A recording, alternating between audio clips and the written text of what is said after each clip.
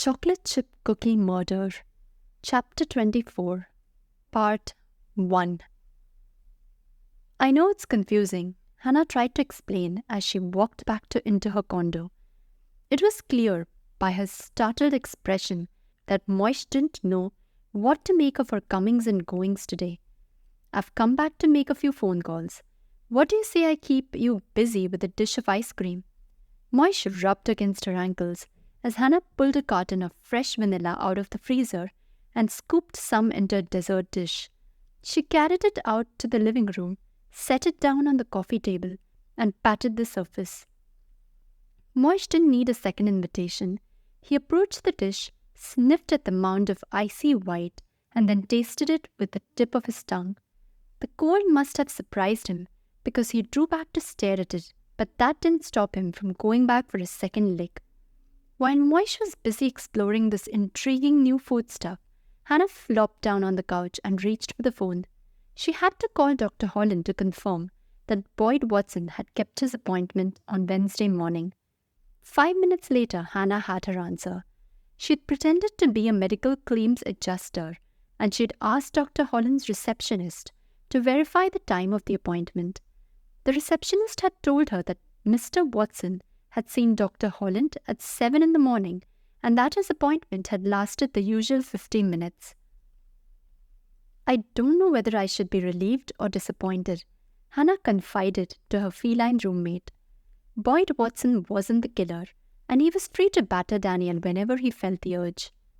But there was still that photo of the rental car folder in the snapshot that Norman's mother had taken, and Woodley also started with a W. Hannah went to the kitchen to fetch herself another Diet Coke and thought about the rental car that someone in the Woodley household had used. She didn't think that either Judith or Dell would have rented a nondescript black compact, not when they had a whole garage full of luxury vehicles to choose from. But there was Benton, and his name wouldn't have raised any red flags for the manager at Compacts Unlimited, because his driver's license would still show his East Coast residence. Benton could have rented a compact car to drive from the airport to Lake Eden. He told Andrea and Bill that he'd taken the shuttle, but that didn't necessarily mean it was true. Hannah picked up the phone and got the number for the shuttle service at Minneapolis Airport. There was only one shuttle that ran to Lake Eden, and that made her job a little easier. She punched out the number of their airport office and rehearsed what she would say to get the information she needed.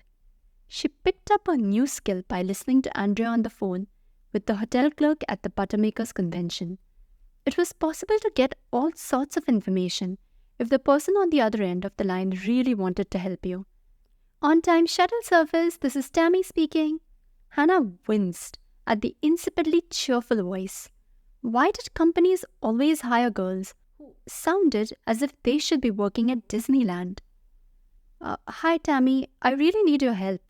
My boss, Mr. Woodley, took the shuttle to Lake Eden on Wednesday morning, and he can't find his briefcase. He asked me to try to locate it, and I'm wondering if your driver happened to find it on the shuttle bus. I don't think so. Our drivers check for lost items after every run, and there's no briefcase in our lost and found bin. Uh-oh. Hannah groaned, hoping that she sounded dismayed. Is it possible that someone at your office mailed it to him and it just hasn't gotten here yet? We don't usually do that, but a couple of our drivers are here right now, and I can ask. Would that have been the 2 o'clock, 4 o'clock, or 6 o'clock shuttle? That stumped Hannah completely, but she recovered quickly. I should have asked Mr. Woodley, but he just left and I didn't think of it. Is there some way that you could check for me? No problem. The passenger's name was Woodley? That's right, Hannah said, and she spelled it out for her. Benton Woodley. I'll have to put you on hold. Just a moment, please. There was a brief silence, and then music spewed out from the little holes on the receiver. It sounded like the chorus from It's a Small World, and Hannah was in the process of wondering whether Tammy had chosen the song when a cheerful voice came back on the line.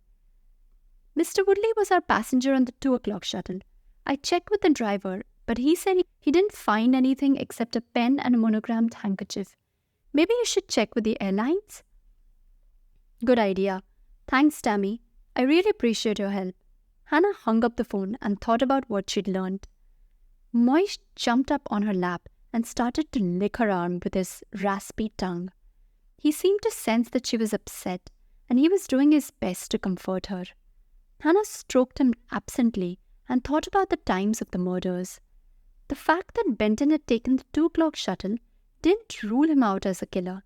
He could have flown in the night before, rented a car from Compacts Unlimited, and made a round trip to Lake Eden to kill Max and Ron. If he'd returned the car to the airport location, he could have walked to the shuttle station and boarded the 2 o'clock bus to give himself an alibi. But why would Benton want to kill Max Turner? He hadn't visited Lake Eden in years.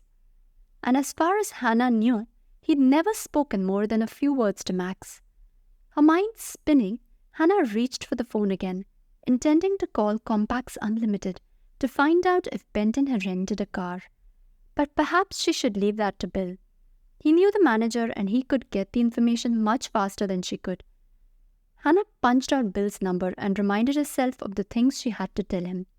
There was the photo of the rental folder and her suspicions about Benton. Bill didn't know anything about that. There was also Boyd Watson, and she had to tell Bill that she'd eliminated him as a suspect. She wouldn't mention Danielle's painful secret right now. It would be better to wait until she had Bill's full attention. Perhaps they could think of some way to put the fear of God into the Gull's head coach.